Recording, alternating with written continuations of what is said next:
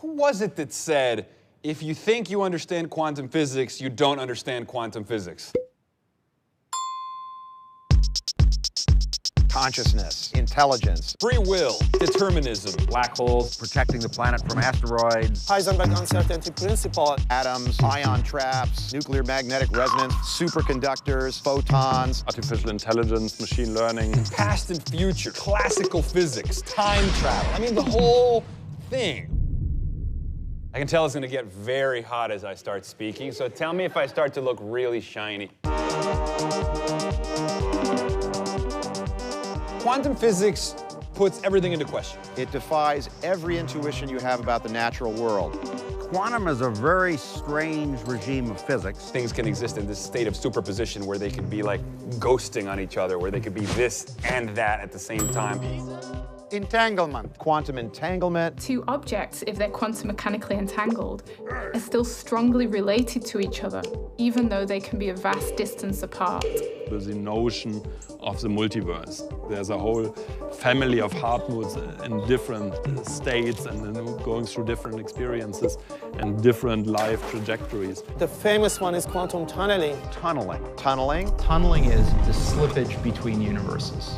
For a long time, people thought those effects only existed in the microscopic domain. Like atoms, electrons, photons. But really, it's the theory of our universe. So if you want to build a quantum computer, you want to incorporate those new phenomenon into information processing. Maybe quantum computation is one of those instruments that's going to allow us to see quantum effects at the human scale. Google and NASA have teamed up to share one of the world's first commercial quantum computers. This machine, made by Canada's D-Wave, will be installed in a NASA research center in California.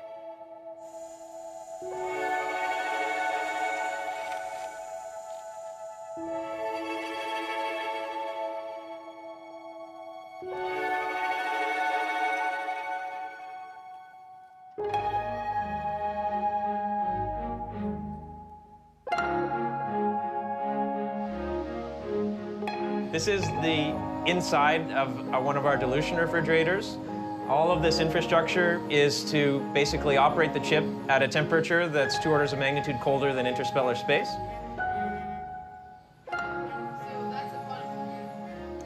The processor is a quantum computer.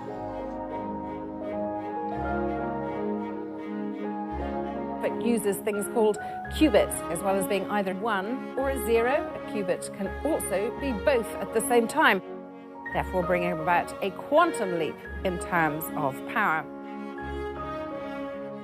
Harnessing principles of reality that are, up until very recently, completely not observable by us is just fascinating in ways that I can't completely articulate. The overwhelmingly obvious killer app for quantum computation is optimization. Optimization problems are extremely difficult problems. Actually, all Google server centers together will not be capable of coming up with the best solution to these optimization problems as they get larger.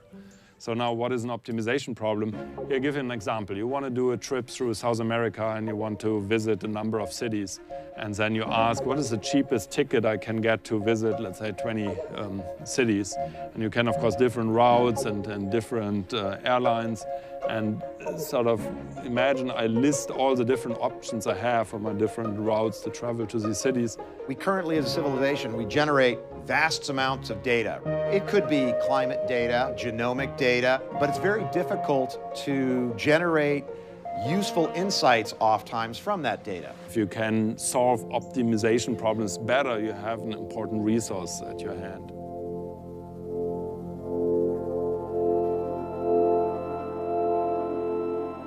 I think at least it teaches us that we shouldn't be naive about our world, that we shouldn't think about the world as a simple machine. It forces us to consider, more sophisticated notions of how the reality around us is actually shaped. I can't ask it how long I'll live or the meaning of life.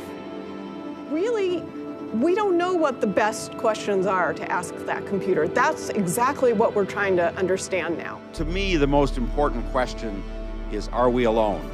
And I have a feeling that quantum computers, as they mature, are going to help us answer that question.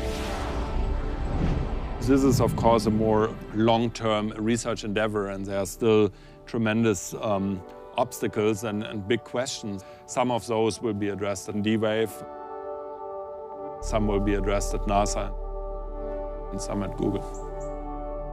I wasn't sure I would be able to experiment with a quantum computational device in my lifetime, and now I'm confident that I will be able to. How amazing it is that we, with our monkey heritage and monkey brains and monkey fingers, have somehow lucked into a brain that allows us to ask legitimate questions about the nature of physical reality. That's so cool. It's that human risk to go forth into that unknown frontier. Whether it's space exploration or quantum exploration, we do it because we must. We do it because that's what it means to be human.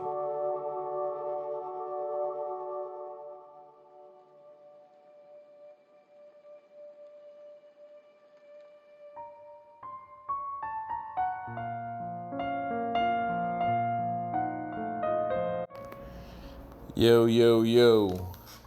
Go Deep, episode 143. Back in this bitch, I got my dog, Lord Smarmy Pants. We had a great discussion tonight.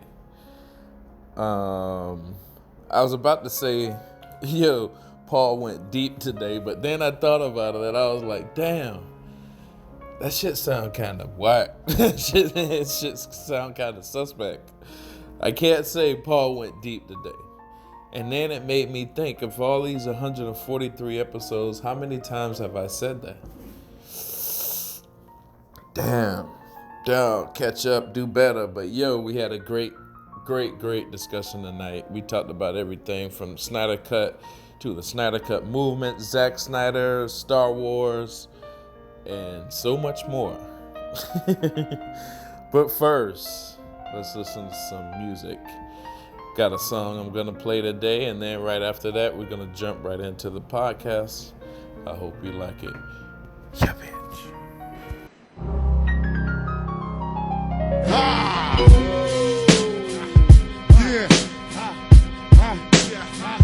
L.O.G. Keith Murray. That's strong.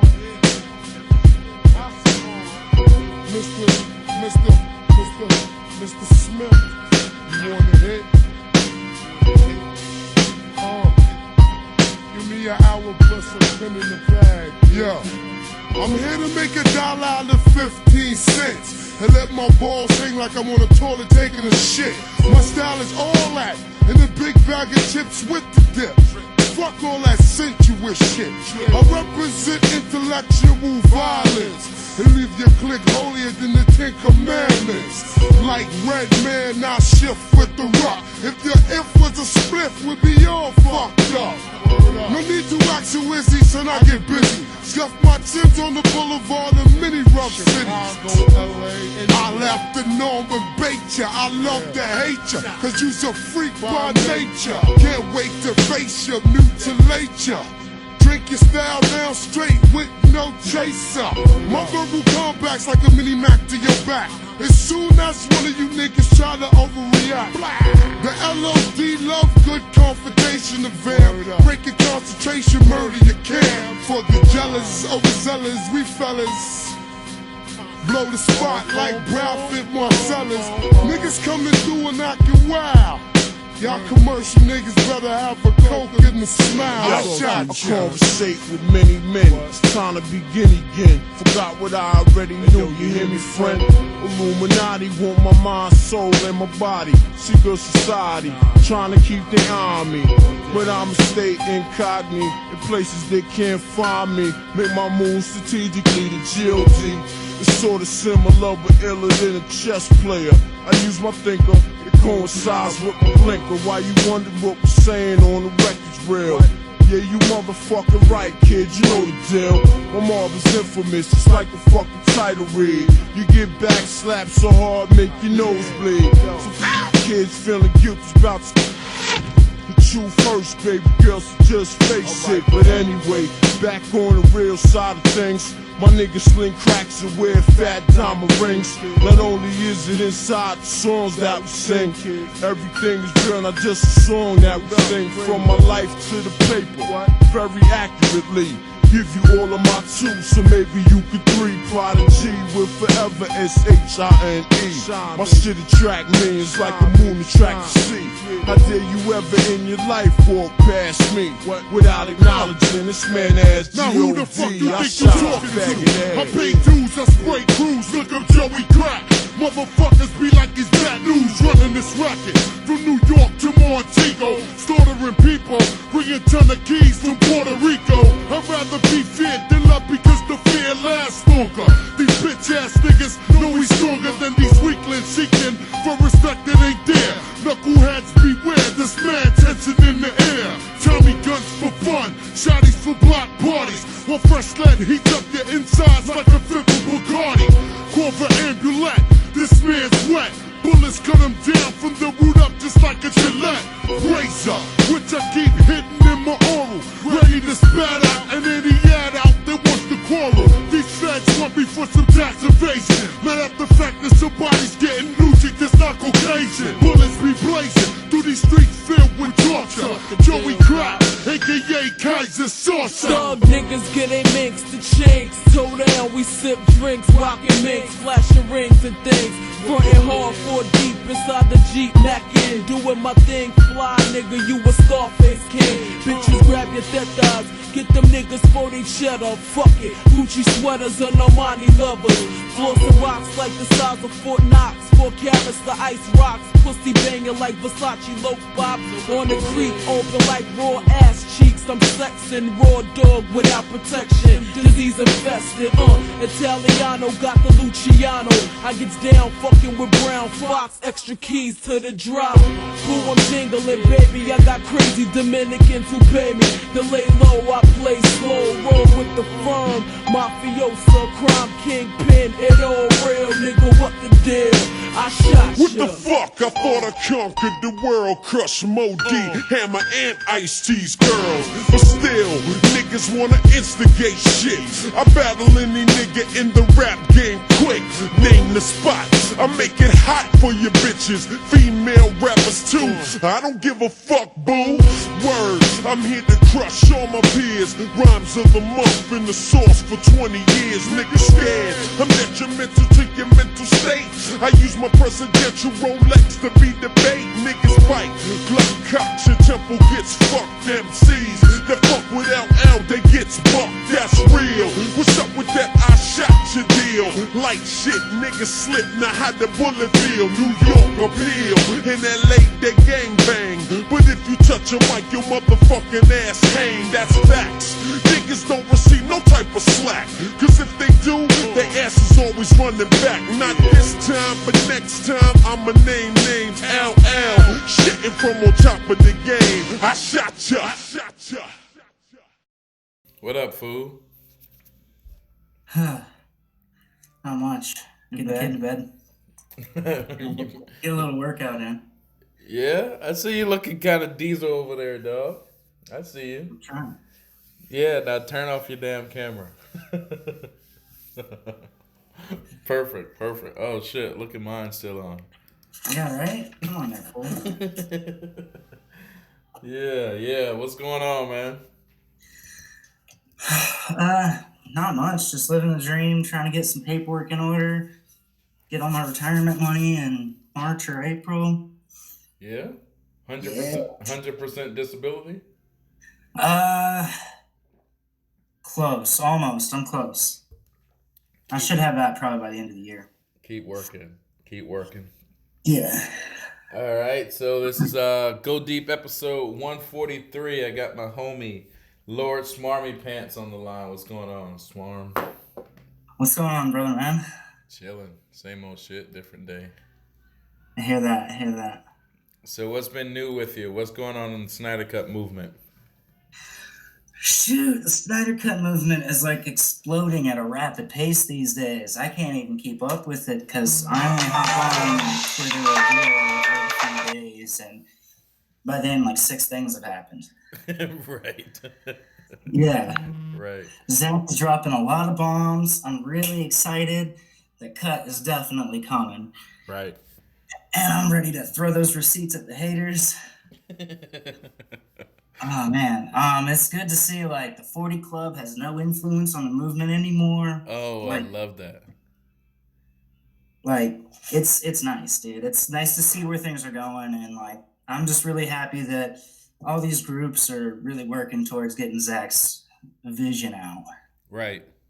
So, like everybody talks about division in the movement, I'm like, it's just people's egos playing around. At the end of the day, when the hashtags come, people that hate each other are still hashtagging at the same time, whether they see each other or not. So hell yeah, you're right about that. You're definitely right. So it really doesn't ultimately change it all. But I'm excited. I don't even know what new stuff Zach has dropped. Like I saw apparently some fake stuff, so I don't know what's new and what's fake. Well, after that picture with Cyborg and his mom, everybody was saying that was fake, right? The one in the car? Yeah. Yeah. So they said it was fake. I don't know. Who would have that picture though? I mean, if I don't know. I mean, if it was anyone, it was Zach, because it looked like somebody had either screenshotted Zach posting it, or it was a Photoshop of that. I don't know. Like I said, I've been off Vero for like a week, so I don't know who posted what, and then Twitter is always wild. So. Yep. Well, he did post 2 pictures after that. He posted one of the Adam, the Asian guy. Yeah. Was it Choi or whatever, the guy who was going to be the Captain Atom? Yeah. That's dope, man. And then he did a damn, I can't even remember the second picture. I fucking smoked too much weed, bro. I hear that. Yeah, but fuck it. Yo, real quick, what do you think about what Shazam was saying the other day? Oh, dude, Zach Levi. So, like, he's such a hypocrite, man. First of all, he's doing a lot of spin. He's like the words that he said that were reported about what he said were exactly what he said, because the video came out like the minute and a half video, and he basically told all the Snydercut fans, and if this happened in October, according to him, happened 3 months ago, then he's telling Snyder fans, 1, there is no Snydercut. 6 months after Zack Snyder publicly confirmed it. Right. 6 months. And I'm like, and everyone's like, well, he's not on Vero. How would he know that? And I'm like, every blog wrote about it. Right. Zack Snyder said, it's done. It's up to WB to release it. 6 months later, there is no Snydercut. Right. And then he pulled the same old Jeff Johns bullshit line, or at least line of thought of, hey, put your passion into something else that will actually get a released cut of that or something. Right. Like real snarky ass. Right. Man, give me a break. The dude was a prick about it, refused to apologize about it, and then played victim. He's your classic Captain Marvel. And I'm comparing him to Brie Larson in that aspect, because, you know, she went the SJW feminist route. He's going the victimized rich white guy route, I guess. I don't know. Right. Yes, finally got Paul back on the fucking show. I just, man, I have a very bad filter, so I just always say what I'm thinking. Nah, I love it. So tell me this, because you're right. I 100% agree with you about the same old Jeff Johns line. So now you know some more shit. Tell me this. Why do you think he is kind of protecting Jeff Johns' interests, or why do you even think he's doing the reason? That? Well, one, Shazam Till is never a guarantee. Like Shazam was a bust. Right. It was a bust. It was a financial bust. It was a critical bust. It was a kid's flick, which is why it didn't get flack, because we're gonna give it a pass. He is banking his career on Black Adam being successful. Right. And Black Adam will probably be a smash, or at least it'll make money. It'll be profitable no matter what, because it's going to have The Rock on there. Right. And apparently they're trying to make it into a kid's film with Black Adam being the good guy. I don't know. But Black Adam, The Rock's ex-wife, who is his manager, who also happens to be Henry Cavill's manager, Right. probably realizes Shazam or Zachary Levi probably realizes that his career rests in The Rock. Right. Because I'm going to be honest with you, I feel like Zachary Levi is a talentless hack, and I felt that way since that stupid-ass TV show he was on where he was a fake-ass agent working at a computer store. Anyways, but Zachary Levi is a talentless hack, and his future is with The Rock. The Rock and Henry Cavill are on the Jeff Johns team because they want to just make the quick buck. And you can tell that with The Rock. He puts out shit quality of everything. When he was on the Fast and the Furious, it was good, but he got in a big fight because he wanted to be the center of attention. Right. That's the reason Vin Diesel was in a fucking shit fit with him, because that sheer series had nothing to do with The Rock being the centerpiece of it. Vin Diesel was always the centerpiece of it, or Paul Walker was, but, you know, and when The Rock shows up with his fucking giant dick, he wants to slap it down on the table and say, this is mine, even when it's not even rightfully his. And that's kind of what he's pushing his way into DC with, because his managers pushing the Disney kids friendly The Rock route so he can get 3 tickets at the theater sold instead of 1, because whenever the kid goes, mommy and daddy probably go too. Right. Correct. Definitely. So, I mean, and like I said, Levi is a talentless hack. He's not really that great. I thought the kid, Asher Angel, whose agent is a pedophile and a rapist, but I thought the kid played a better Hold on a Shazam minute. Hold on a than minute. Hold on a Zachary minute. Levi. Hold on a minute. Stop. You can't just drop bombs and not expect me to ask you what the hell are you talking about. So rewind that, and you said somebody's. Oh, it's okay. So Asher Angel's agent is a known pedophile and rapist. He's never been convicted, I'm sure, but everyone in Hollywood knows it, and he's the agent helping Asher Angel, a minor, manage his career and be alone with him. Like, I don't know, man. That's what's some who's that guy tied to? That oh hell, I don't even know. I'd have to do a lot more research, but I don't remember right offhand. So people are just calling him a pedophile. So we have to say like alleged, or you just. Oh, I'm pretty sure. I'm gonna have to do the research now, but I'm pretty sure there's a solid case that was against him. And people coming out. It's the same thing with Brett Ratner and Harvey Weinstein. Right. I mean, and Roman Polanski. Right. Like, Hollywood's a bunch of fucking pedophiles and kid rapists. Everybody knows it that works in there, but nobody's willing to call it out. Zach does in his movies. Right. That's what Sucker Punch was a call out to Hollywood. Right. And that's why everybody got butthurt, because they're all raping kids. And Zach's like, hey, stop raping kids. That's bad. And they're like, no, I don't want to. Let's just hate on Zach. Right. And then the Hollywood press are like, hey, let's protect the pedophiles. Right. Yo, Jesus Christ. It gets me heated, man. No, I love it. Gal Gadot has, like, honor, and she was like, fuck Brett Ratner. He's a piece of shit. Right. And she was going to drop out of Wonder Woman if he was still attached. Right. Boom. Character, integrity. Right. People that Zach surrounds himself with happen to have that. So that's what attracted to me, Zach, more than his art. Right. People said some similar shit about Jeff Gunn, right? Say he was an asshole James before. Gunn. Dude, James Gunn. I'm sorry. The dude he dressed up and threw pedophile parties and attended literal, like, pedophile parties, like dress-up parties where you pretend to be a kid rapist. Wow. What the fuck? Wow. And, like, nobody thought it was wrong in Hollywood. Like, right. I'm sorry, but I just don't trust him. Right.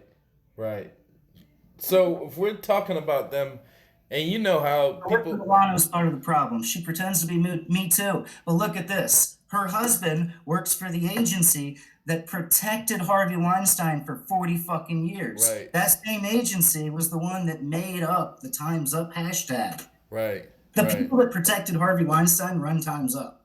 Right. What the fuck over? Right. That's the CAA, right? It's a fuckful. Yeah. Anyhow, that was the Asher Angel drop there. I don't remember who his the agent's name is right off the top of my head. But if I research it, I can tell you next time. No, I believe you. I know you're fucking smart. So that's like a whole crew, and they seem like they come through Disney, and they always seem like they want to make kid-friendly movies, you know? Yeah. Well, I mean, look at Bryan Singer. He was making the X-Men movies. He was raping little boys while he was doing that. Right, exactly. Whatever And he never happened to got him? convicted, but he doesn't have a job. Or I'm sure he'll eventually weasel his way back into Hollywood to get a job. I mean, Roman Polanski ran out of the country after he raped a teenager, so. Right. And everybody still loves him. He got her pregnant too, didn't he? Or married her or something like that, right? No, I don't think so. Oh, wow. I don't know. I don't know all the details, but I just know she was a teenager. I mean, hell, Hollywood named Millie Bobby Brown the sexiest person in Hollywood when she was 12. Like, that's Yeah. I don't know. I just ew. Yeah. So it's obvious it's out there. A lot of people it's talk obvious about it's out that. there. If you do the minute amount of research, just the barest little bit, you can see it. It's obvious and plain as day, and it's a cultural problem over there in Los Angeles. Right. What do you think about that guy? Oh shit, he played on The Usual Suspect, Kevin Spacey. His accuser just died the other day, right? See, he's just as powerful as Hillary Clinton. Right. No.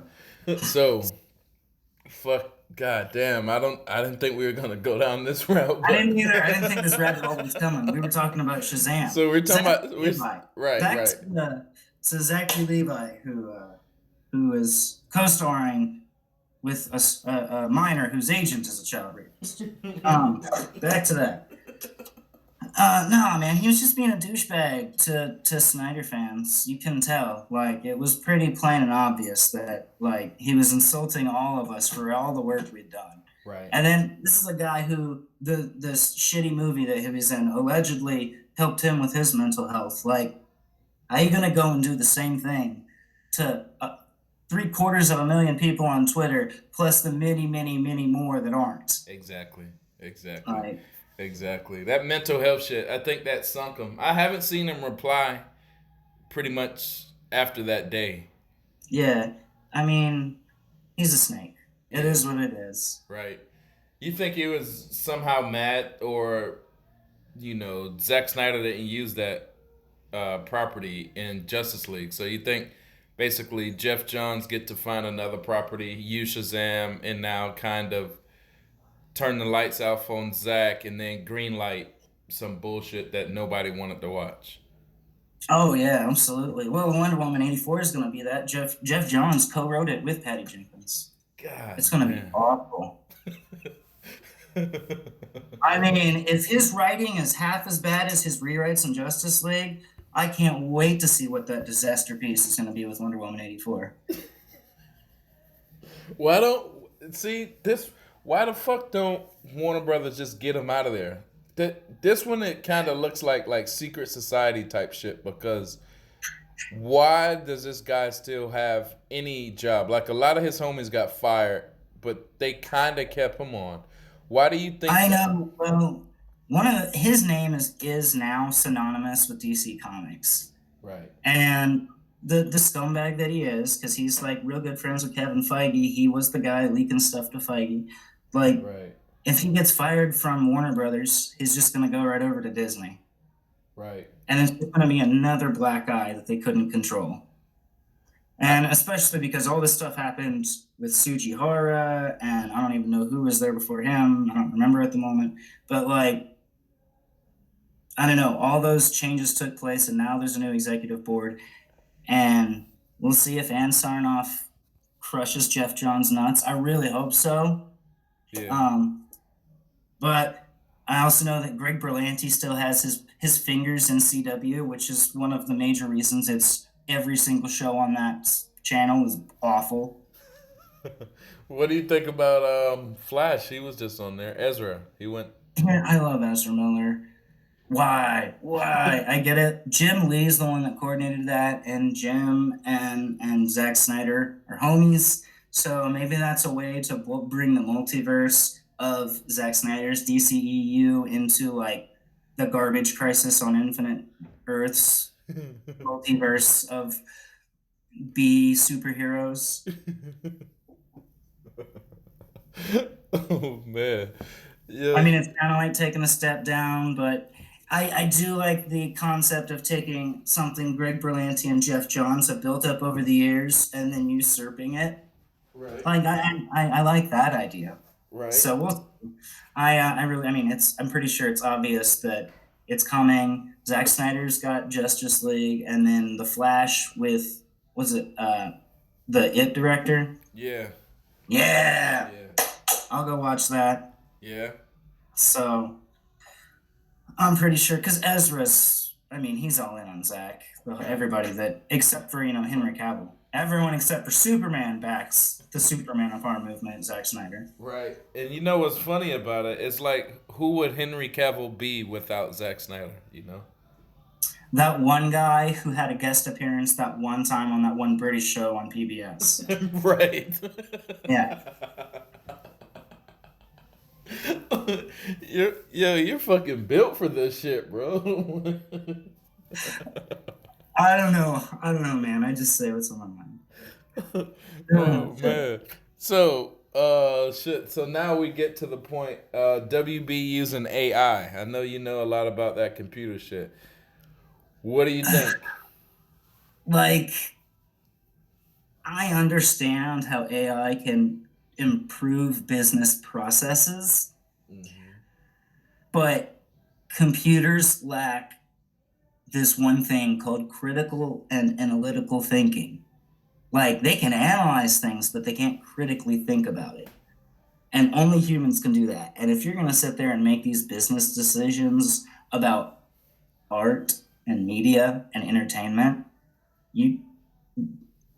artificial intelligence programs, for the most part, on masses of people can like predict what people are going to do. But when it comes to something like media, entertainment, and art, the best that it is going to do is create propaganda. Right. That's it. To get real art out there, real media, real entertainment that has lasting value, you still got to rely on independent, critical thought, which humans can do, robots can't. It's kind of what it boils down to.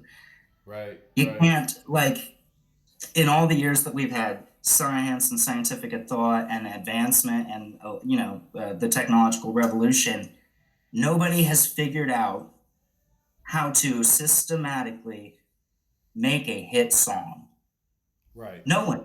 Because the biggest hits aren't the ones that are made in this studio with this systemic way. Those ones do hit the airwaves all the time and run, but the ones that break out, you can't predict and nobody knows. And there's a lot of these different hit songs throughout the decades. Some of them have nothing in common with one another other than the fact that they have musical notes. Right. So, like, you can't quantify these things with an algorithm. Right. Right. Well, you see all these companies are starting to use it. So it's like, here we go, right? I mean, for logistical processes and things like that, sure, that makes sense to me. But when it comes to making executive level decisions, that is the biggest cop out in the entire world. Right. Right. Like, that's all it is. I don't want to take responsibility for the bad decisions that I've made. That's why I, Toby Emmerich, have volunteered this AI program, because I have no talents of my own to offer to this company. So, how do you really feel about those guys, man? Let me get started, bro. Oh, shoot. Oh, shit. So, what about the movement? What about the guys in the movement? How's that going?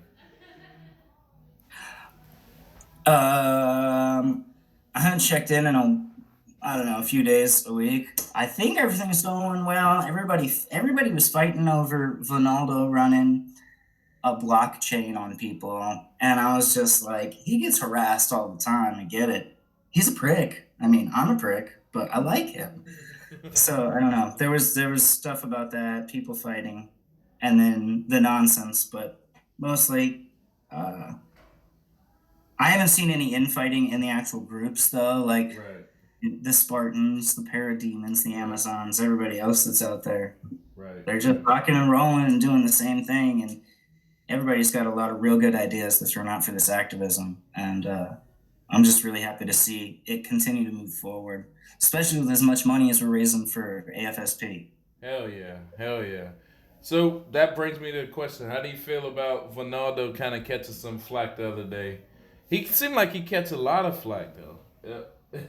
Was he? Yeah, he does. What was his flag for the other day? Was he involved in that soccer shit? Because, see, I don't really know the stories because I stay out of it, but wasn't there... He really likes soccer. I don't sports ball, so I don't know if there's any drama there at all in any sport ever. Gotcha. I stopped watching baseball when I found out everyone was on steroids. Hell yeah, they were. I was like, well, I mean, it's a fake game now, so. Yeah. You see them cheating now with the sensors and shit under their jersey? No. Yeah, Houston Astros, they won the World Series, but it's coming out that says, I mean, they won the World Series in 2017. They made it to the World Series last year, but it's coming out, this one guy had like these little buzzers under his jersey. And he was a real good hitter who beat the Yankees with the home run, game-ending home run. But it's coming out now that he had these little buzzers to tell him which pitch is coming.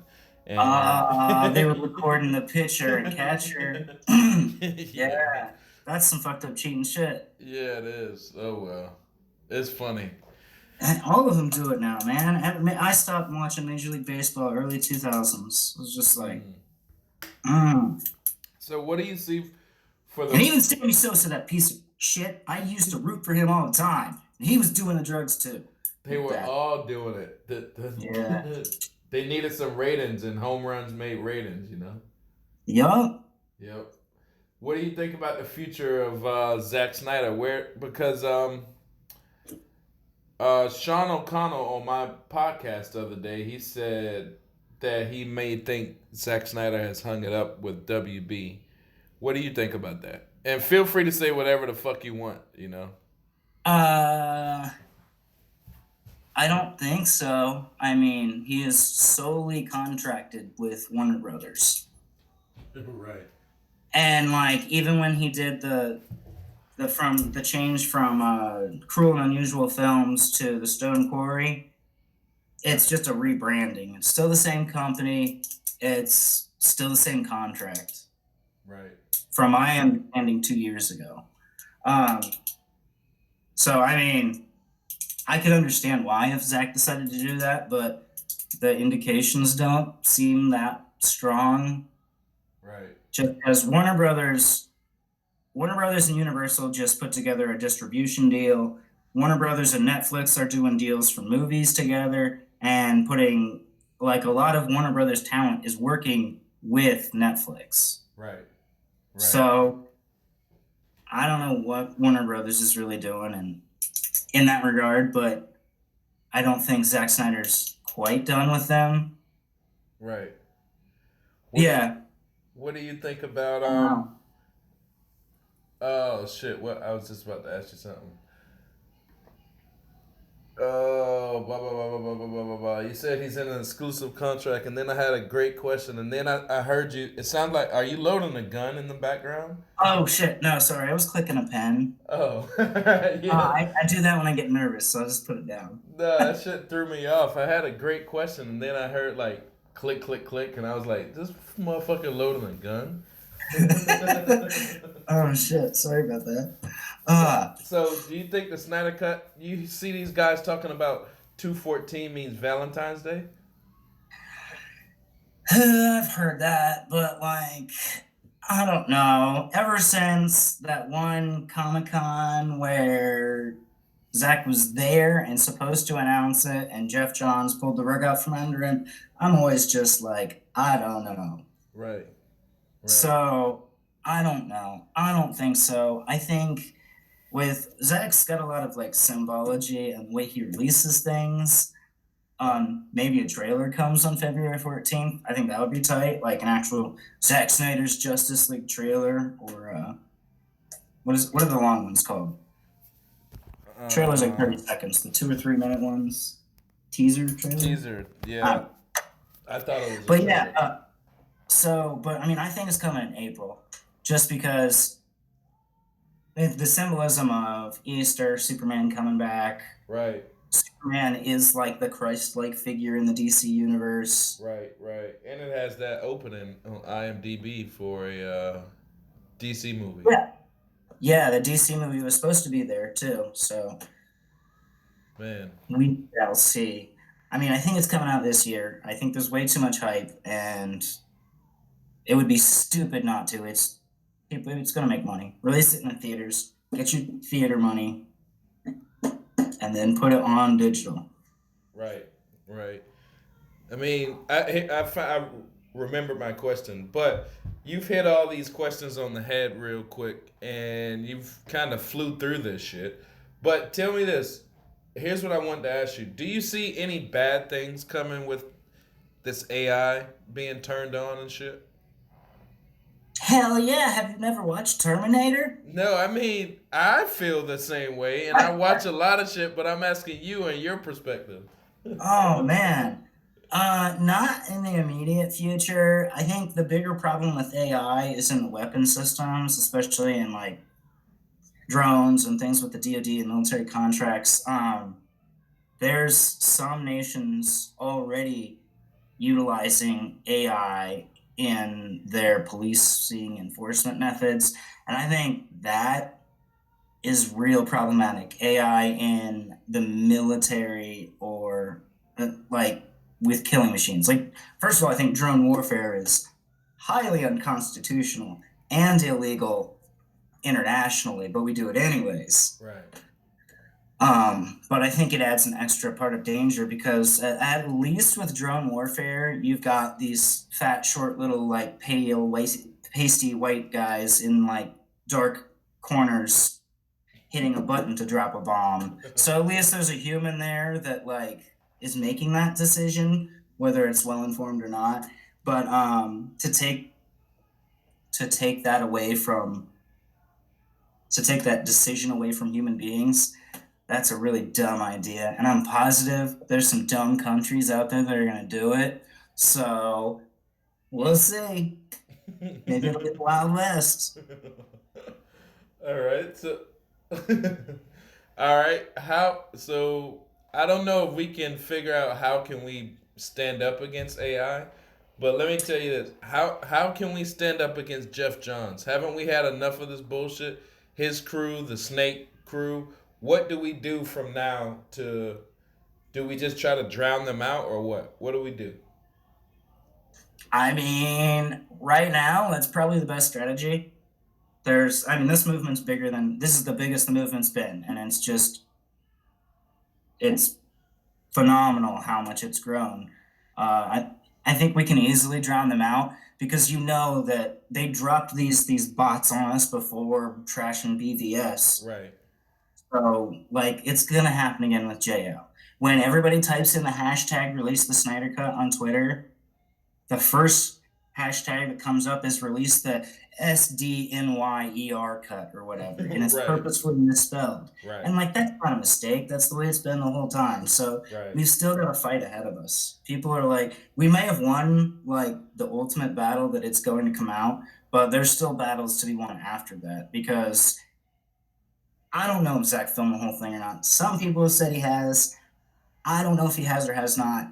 I'm going to say most likely we're still going to need at least another movie, Justice League 2 and 3 filmed, or maybe he did 1 and 2 in one movie and we still need the final part of it. I don't know. But there's more to be fought and won for because you've got the Flash movie that's following that, and you want to make sure that it has the same tonal direction that Zach's movies have, because that's ultimately what Ezra wants too, which is why he's been kicking directors left and right off this thing. Right. Yeah. Right. So, and like the fight is because John's camp still has some things going.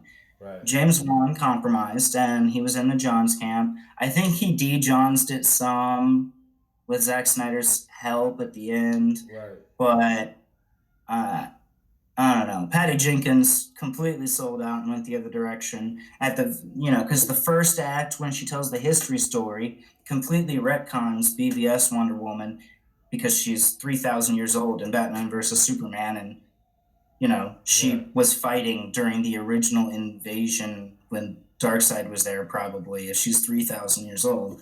So, like, there's a lot of changes that are made.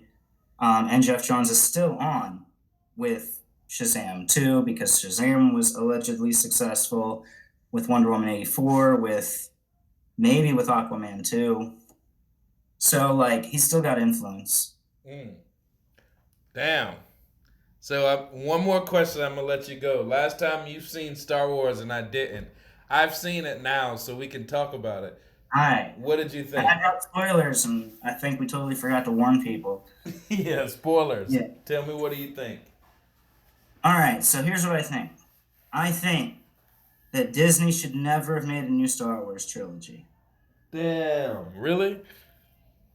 Yeah, I think the Disney Star Wars trilogy, like, you've got these two, and I'm trying to think of the proper way to say this, greatly mediocre films on the outside, and this giant, shiny, golden turd in the middle. And no matter how much you shine that turd, it's still a turd. And it just drags all of it down. Because, like, shit's heavy. I don't know if you know that. Because when we were in Afghanistan, we had to shit in these things called wag bags and then carry our shit with us to the burn pit to burn our shit in the burn pit. God so, damn. I can tell you it's fucking heavy. I know from experience. God damn. Okay. So that is ultimately, I feel like I'm carrying a wag bag full of shit. And like, man, this could be a great experience. I could be carrying a bag of popcorn into an air-conditioned theater, but no, I'm walking through a hot desert with a bag of shit, and that is my Star Wars experience. Damn. So I'll go back to the original trilogy. The prequel, I think missed the mark, but almost was a great series. But the Disney Star Wars trilogy, man, like, all they did was commercialize it. That's all they fucking did. And, like, they took away what is the essence of Star Wars in the new trilogy. Watch the original trilogy, and then watch the prequel trilogy, and they move really fucking slow. Right. They are slow space operas. Right. And, yeah, they have the Jedi and the Force and fighting and laser fights and all this other shit. But at the end of the day, it's ultimately a space opera with religious overtones. And there's none of that in the new trilogy. Damn. I never even looked at it that deep, but it does, watching it is slower, the originals, Yeah. you know? Yeah. Because it was built around the opera of the characters, that main cast. And it was just, like, that's part of what made it great. Like, George Lucas, I want to say Ralph McQuarrie was the visionary for the original trilogy because his art is what they based everything off of. But his art with George Lucas's singular focus on character development helped propel the plot greater than focusing on the bigger picture of the Empire versus the Rebel. And it was never about the Empire versus the Rebels. That was the backstory of Luke Skywalker saving his dad. Right. And so they tried to meld those things and put way too much action into the new trilogy. And it's not about character development. It's not about that person reaching some cathartic moment or realization where that it phenomenally changes their life or the arc of the story. Right. Right. No one anticipated, like, Luke Skywalker just going and handing himself over and then refusing to fight his dad. And then when he has a chance to kill the Emperor, he throws his lightsaber away, like in the, Return of the Jedi. Right. Like, it was a very well laid out process for the whole character and all of the characters in those trilogies. I feel like the prequel missed it a little bit because, my feelings on that. I feel like Anakin should have been like, the Jedis are slavers, and that's no different than the fuckers who had me, and that's why the Jedi are evil, and blah, blah, blah. But that aside, yeah, it's a space opera, man, and it's got real religious overtones, and George Lucas did that on purpose. And I don't know what the hell this is, but George Lucas, his religious structure, belief system is Buddhist Methodist. No shit. It's a Christian Buddhism or something like that. I don't know how you mix that. to each their own, but that's kind of where the context of the Jedi religion comes in, is the mixture of Christianity and Buddhism. Wow, okay. Methodist Christianity specifically, and Buddhism. Right. You know, it always, like, it kind of, when I look at it now, and they got the Empire, that looks like the Roman Empire maybe, or the Catholic Church. And then the Jedi kind of looked at as the Masons. You ever looked at it like that? Or like the Protestants? Yeah, and I'm pretty sure he did a lot of that too. Like, and he called the stormtroopers after the German stormtroopers. Right. Yeah. Right. And I mean, it's basically space Nazis versus. Right. So tell me this: was there anything in the latest movie that you liked?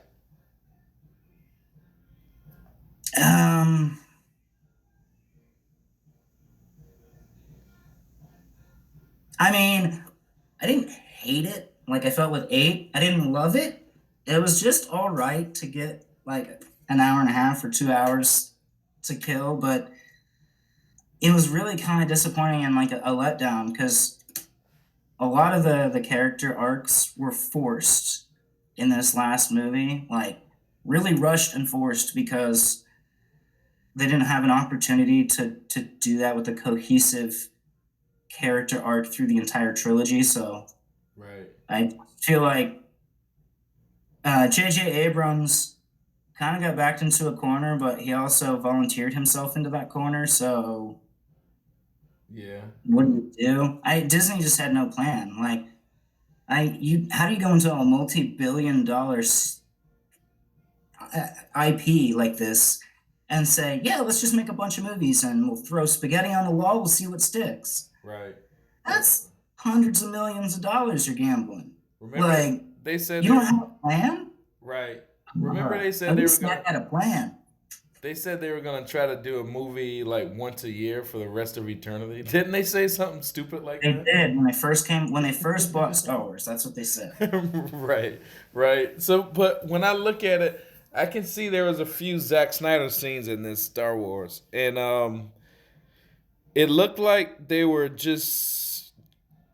I don't want to say copying Zack Snyder, but it looked like that was their best attempt at a Zack Snyder Star Wars, because when she was meditating, she looked just like Dr. Manhattan.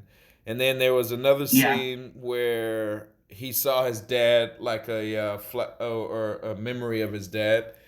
Kylo Ren saw that, and it was just like when Superman saw his dad. It was just a few scenes that just stuck out, like, damn, you just copied Zack 100%. I can see that. There's a lot of people that copy Zack now. At least JJ is like one of Zack's friends, allegedly, from what I've heard. So it's not like a slap in the face compared to, say, when the Russo brothers did it after they stole Zack Snyder's work and then made a B version of it. Right. I liked what they did with Kylo Ren, but I knew he was going to turn good. Just the thing about it, why did he have to die? If they had this force healing shit, why couldn't she just heal him and they heal each other and walk away? You know, it was kind of like let's shit on the dude again. You know, and Disney does that a lot with this, like SJW, like woman power type of shit. You know, they really do with this woman power shit, especially and for some reason in American society in the 21st century, it's acceptable to do that only to the detriment of white men. Right. And don't get me wrong, I understand privilege. I totally get it. Makes a lot of sense. But there's also something called, like, common sense. Right. Just because you're white doesn't mean your white privilege is going to protect your bitch ass if you walk into Harlem at 2 a.m. Like, right. Oh, I get it because you cash that shit in everywhere. Right. No, you're right. Because we're talking about two things. We're talking about white privilege, but we are talking about society kind of going at the white man, you know? Because I kind of look at it. You ever look at it like on social media, right? And I'm black, but this still rubs me wrong. When I look at it on social media, they're like, oh, she owns the black-owned bank or black-owned X, Y, and Z or black-owned whatever. But if that shit said, oh, he owns a white-owned bank, everybody will be like, you motherfucker, how do you got a white-owned bank? But it's just it's the same exact things. It's like one generation they taught the white guys racism, or superiority. Then the next generation they teach the black guys superiority, and then we both start feeling superior and fight each other. And it seemed like it'd be so obvious that this shit is going on, but nobody really pays attention to it. The thing is, like, people want that division, especially, like, I'm guessing the old rich white guys that own everything, because then nobody pays attention to them. But which is what all these SJWs are whining about, but they're blaming, college kids for the institutional and systemic bullshit that exists in our society today. Right. So I know that if we are divided, we're not able to come together and do better things. And like division, ultimately, like it's spewing division among people, and liberals eat their own, man. That's their biggest problem. Right. I just don't understand it. Right. So you think you can't build a coalition with people that you shit on. Like, and the SJW concept of ally is the dumbest thing I've ever heard. Right. An alliance is a strategic agreement between two parties for equal gain. Right. And they're like, well, you're not my ally. I can talk shit all I want about you, but I'm a fucking insert your minority preference here. Right. And like, well, that's not how alliances work. I don't know if you know much about military alliances or international alliances, but when one side starts shitting all over the other side, the alliance crumbles. And then whoever has the smaller group, you're the ones that get fucked in the end. Right. So I don't know. I just know history. Right. No, and I see exactly where you're going with that, because, to be honest, in a real roundabout circle, it would be a better life if Kylo and Rey got together. Or, he didn't have to die, dog. Now she's this single woman again, living in the fucking desert or whatever. But imagine she got Kylo with her, He was good. Yeah, they could have just lived there on the moisture farm. Right. Right. They wanted to take him out because it was another symbolic, I don't know. Like, maybe he couldn't have lived because he was this big bad guy in the fake new empire. I don't know. But yeah, I just felt the whole movie was convoluted, and at the end of the day, like, no matter what would have happened, I felt like Kylo Ren was gonna die. That's what they wanted, one way or the other. Right. Like, they didn't have to kill him, especially with the amazing healing powers that Rey Palpatine has. Right. Like, yeah. That's what I mean. If she got these healing powers, just heal a bit. She healed a fucking giant snake worm. Right. Like, she healed Kylo earlier, He was about to kill her, and he heard his mom die, so he froze, and she killed him. But she healed him once.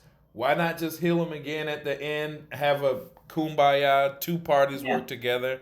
They have an alliance now, but it's not that. It's more this SJW, like, woman power shit. And I don't hate women. I love women. Everybody knows that, but that shit is just slanted right now, and it kind of looks like the male always gets the shorter end of the stick, Yeah, and that's kind of what pisses me off in the liberal SJW media of, Hollywood and all the people there.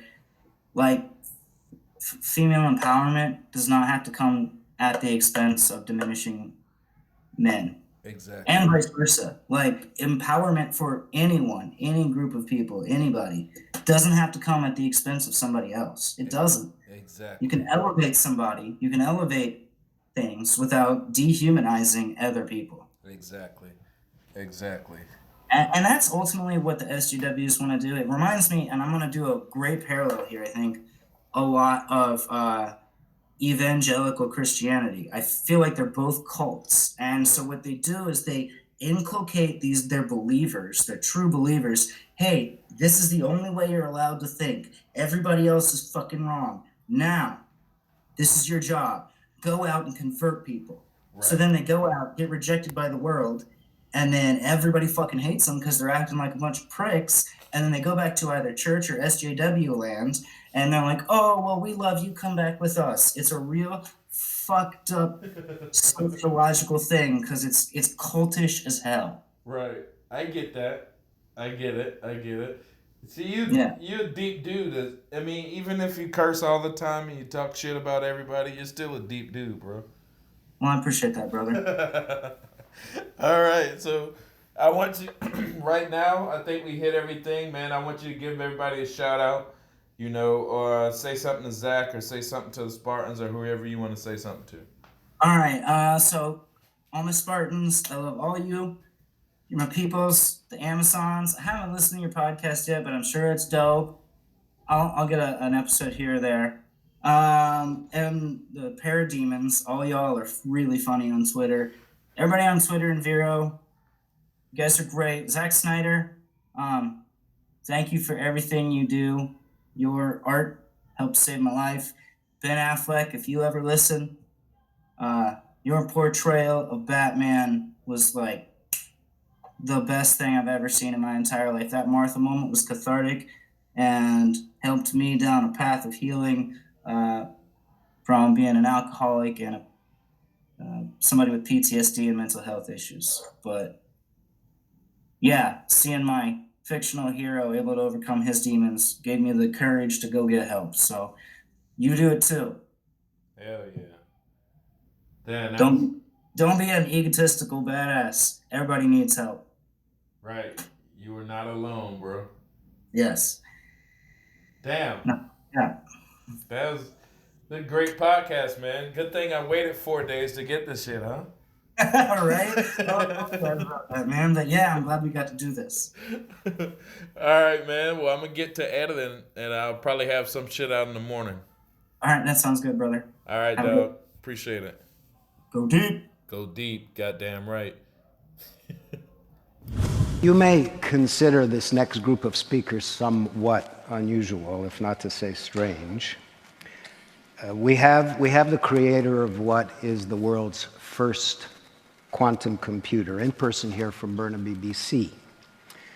We have the president of the super high-tech company that makes Canada's iconic Canada Arm, but whose hobby it is to try and reconcile modern science with the Bible. And we have a filmmaker from Los Angeles who has stumbled on what appears to be evidence of life after death. And my thought in putting together this somewhat improbable combination of speakers was that out there where the theory of the very large and the very small connect, and out there where our 13.7 billion year old and expanding universe touches the void, you come upon mystery and the possibility of God. That was my thinking. So let's begin with Jordy. Jordy, I don't understand much about quantum computing except that it's supposed to be the next big thing in power and in speed, and that you are the only company in the world now actually making one. Well, hopefully after this 17 minutes, you'll understand what they are and be excited about what you might be able to use them for. These are really big deals. They come in at about $15 or $20 million a piece. Something like that. And have been bought by major American research and corporations. That's right, correct. All right, Jordy. Thank you. Bye, everybody. So quantum computing is a very technical subject, and I'm not going to talk a lot about the specific details, of which I'm glad. Sure you're glad. But I'm going to try to give you an idea about what the kind of thing is that we build and why people are so excited about it. But I'm going to wrap that story in another story. How many of you have children? Let's see, hands. So it's almost everybody. So I have 3 children. The youngest is 4. The oldest is 8. And they're very different. But they share one thing in common. And the parents in the audience may, I suspect, have noticed the same thing. Each of my children has fixated on a particular stuffed animal as being their special friend or toy. And in particular, my middle son, James, absolutely loves this little guy called Bear Bear, which is the picture that I'm showing up here. Bear Bear was a limited release Thai Beanie Baby, and there aren't very many of them that were made of his particular form. And one Christmas, I decided that it would be insurance policy to go and try to buy some more just in case something happened to Bear Bear. So I went on the internet and did a search, and I was only able to locate 2 others that were for sale, and I bought both of them. So now he has 3 of these little guys. But the reason that it occurred to me that this might be a good place to start is a conversation that I had with him last week. He wanted to sleep with his older brother in his bedroom, and his older brother wouldn't let him. And he was very sad and despondent, and he was like, I'm scared, I don't want to sleep by myself. And I said, well, you've got Bear Bear. And he said to me, Bear Bear isn't real. And so I found this very intensely distressing for a variety of reasons that maybe you'll understand when I go through this. And I assured him that Bear Bear was as real as anything else in the world. And he said, but he can't speak and he can't move. And so I said, well, what you really mean is he's not alive. And he said, yes, that's what I mean. So for very young children, the sense of being real and the sense of being alive are somehow connected. And I'm going to circle back to this point at the end. But before I do that, I'm going to tell you a little bit about quantum computers and why people care so much about them. There are literally tens of thousands of some of the brightest people in the world today trying to build these machines and understand them. And I'm going to tell you why. In my last 15 years of working on this type of stuff, I found that scientists divide up into 2 categories of zealots about this field. The first half are people who are absolutely entranced by the physics of these things. This quote is from a respectable scientist, in fact, one of the founders of this field, that may look a little strange to you who don't follow theoretical physics, but there is a very clear prediction that our most successful theory of nature makes, and that is that there are an enormous number, mind-bogglingly large number, of parallel realities, as real as this one, that have different consistent histories. So imagine a world where all of the laws of physics as we know them are obeyed, but different decisions were made along the way. Different decisions at the level of tiny microscopic particles, different decisions all the way up to what you chose to eat for lunch, and whether you chose to come to this session or not. Quantum mechanics makes a very specific prediction that all of those are as real as the thing that you remember. And this is bizarre, because we don't see those other things.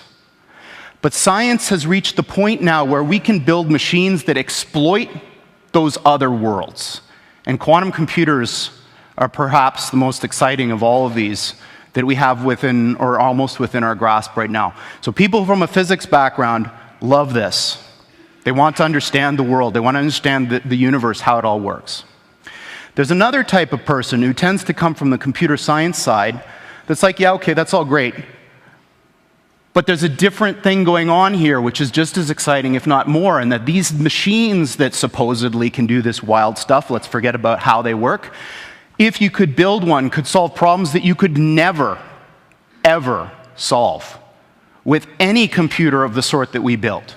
If you took every single atom of silicon in the world and made the most sophisticated conventional Intel-style processor that you could build, there are problems we know of that I could write down on a sheet of paper that you could never, ever, ever solve with that thing, that you could with this kind of machine. So that's very exciting. Humans use tools to do things. If you give humans a new kind of tool that can do things that you couldn't otherwise do, imagine the possibilities. So you may think, well, this is all fine and dandy, but aren't these things in the realm of theory and speculation kind of in the same regime as other futuristic things you may have heard of which may be allowed by the laws of physics but aren't here yet? That's not true. There are, in fact, many of these machines deployed now in openly available research centers following the model that was used to introduce supercomputers to the world. They're too big and ornery and difficult to operate to put in your home, too expensive also, but you can give them to a place which will manage them as a shared resource that will offer that service to the world. And there are two of these now. One of them is at the University of Southern California. And this analogy with flight, I think, is an interesting one. So a horse can beat, or could beat, the initial flight of the Wright brothers' flight in speed. But a plane is not a faster horse. A plane is a different kind of machine. The plane takes advantage of another resource that nature gives us, this third dimension, in order to do something that matters to people better that you could do with any horse. It doesn't matter how fast you make a horse, it will never fly, at least the kinds of horses that we know about. So these types of computers now are being thought of in the same way. They're not terrifically powerful yet, but they're doing something completely different than what your computer does. And that thing is like flight. It gives these computers access to these new resources, maybe you could call them parallel universes, in order to do something that you couldn't otherwise do. And that's not the only one. In fact, the one I'm going to come back to and talk to in the context of the story that I'm wrapping this in was recently installed at NASA. And Google was the primary interested party that pulled this whole thing together. And this one is really exciting to me, because what they're going to do is apply this machine to an area that I think is fundamentally important. It's a crux of our future as humans, and that's, can we build machines like us? So building machines like us might be possible. I certainly believe it is. I might be wrong.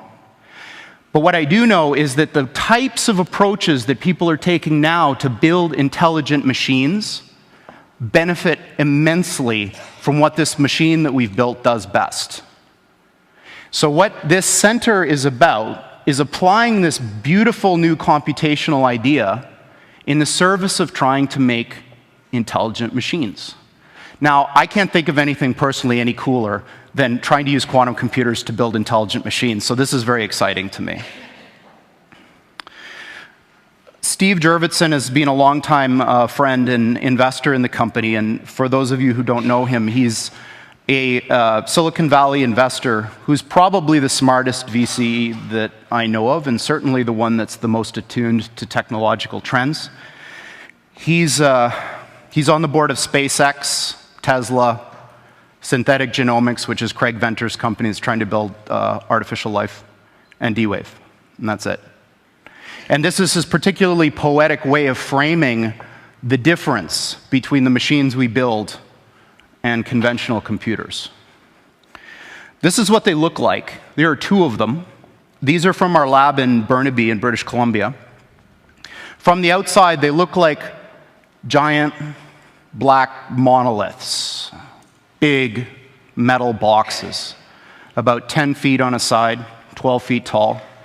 And they are powered, they have a fridge inside them, a refrigerator that cools these chips to almost absolute zero. Just a wisp, a fraction of a degree above absolute zero. Hundreds of times colder than interstellar space. Amongst the coldest and most isolated and extreme conditions that humans have ever been able to engineer. These fridges, interestingly enough, which are called pulse tube dilution refrigerators, have a thing called a pulse tube, which emits a sound roughly once per second which sounds eerily like a heartbeat. So if you have the opportunity to stand next to one of these machines, it is an awe-inspiring thing, at least for me. It feels like an altar to an alien god. They really are impressive machines. At the heart of this big box is a tiny chip about the size of your thumbnail. And on this chip resides all of the wonder and magic that makes this thing go. I'm not going to describe in any mathematical detail how it all works, but let me give you an analogy.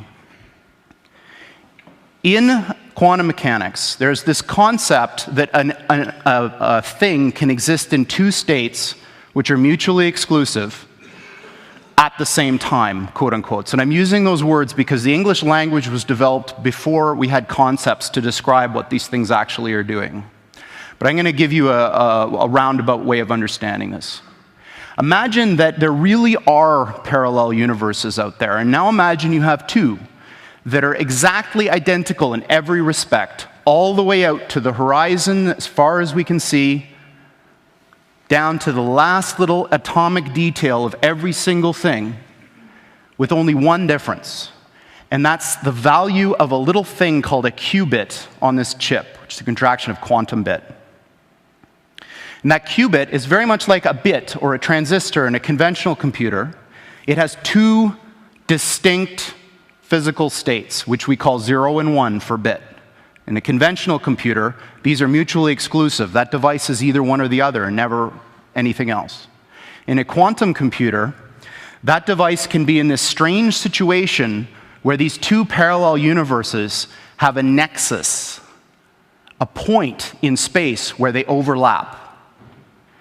And when you increase the number of these devices, every time you add one of these qubits, you double the number of these parallel universes that you have access to, until such time when you get to a chip like this, which is about 500 of these bits, you have something like 2 to the 500th power of these guys living in that chip.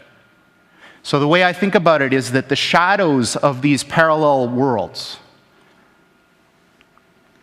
overlap with ours.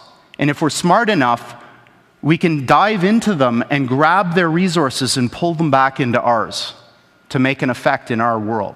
Now, this may sound very odd to you and bizarre, and in fact, I am using language that a normal theoretical physicist probably wouldn't use, but this is, what I'm telling you is absolutely correct and in line with the way that these things actually work. We've been doing this for some time now, and in fact, we have our own version of Moore's Law. The doubling of the number of these qubits on the chip has happened once a year for the past 9 years. So for the last 9 years, every year, the number of these qubit devices has doubled, and it will continue to do so. As a point of reference, in terms of how fast these things are, in one generation of chip, the one from the system that was installed at USC to the one that Google and NASA have now, the speed of the device went up by almost 500,000. This is the kind of progress that you're going to see with these types of machines going forward. And 500,000 sounds like an abstract number, but I put up a little mental comparison here to see what 5,000 really means. 500,000 is a big number when it comes to speed. All right, so now I'm getting into the last part of my talk where I'm going to make some predictions, some dangerous predictions. So predictions are very dangerous for a variety of reasons. Often they're wrong, which is one. But I think they're important because predictions somehow are our internal desires made manifest. Predictions are about what we want to happen, maybe not what will happen. And I'm going to make 3 predictions, and all of them are dangerous in the sense that they're very unlikely to happen, maybe, but I think that there's a very good chance that they may. As an aside, I just wanted to say that at least in the Valley, Silicon Valley, and maybe in the United States in general, there's a very deep feeling of unease about the way technology has been developing. Because we have all of these vast array of very smart people, and what they're doing is crap. They're building things that cannot last. They're building things that are not important. This is a little bit of a controversial point of view, but I believe it. But I think that the reason for this is it's low-hanging fruit. Computers haven't been around for a long time. And I think that what's going to happen is that as people get more comfortable with computers, the attention will turn from the Twitters and the Facebooks to very important things. So here's my first prediction. I'm going to predict that by 5 years, NASA will have found an Earth-like planet with Earth-like atmosphere and water on it, and serious people will start discussing how we get there. And by the way, they're going to use one of our machines to help do this. So that's my first prediction. My second prediction is that this business of parallel universes is going to turn out to be very important. This picture that I've got under here is what's called a gravitational lens. When Einstein proposed his general theory of relativity, it came with a bunch of experiments that you could use to test it. And one of them was that if there was a point of light very far away and a galaxy in the middle, that galaxy should bend the light and you should see a ring. And this was eventually observed. And I think what's going to happen is somebody is going to come up with an experiment to test this reality of these things. And we're going to be able to do so. My third prediction that I'm going to end on is the most important of all. I believe that humanity is on the cusp of the most important technological, societal revolution that's ever occurred. And that's when we got to the point where the machines that we build outpace us in every respect. I don't mean that they're better calculators. I don't mean that they're better at searching. I mean everything. And I think that we're very close. And my prediction is that within 15 years, we will have machines that outpace humans in everything. Thank you very much.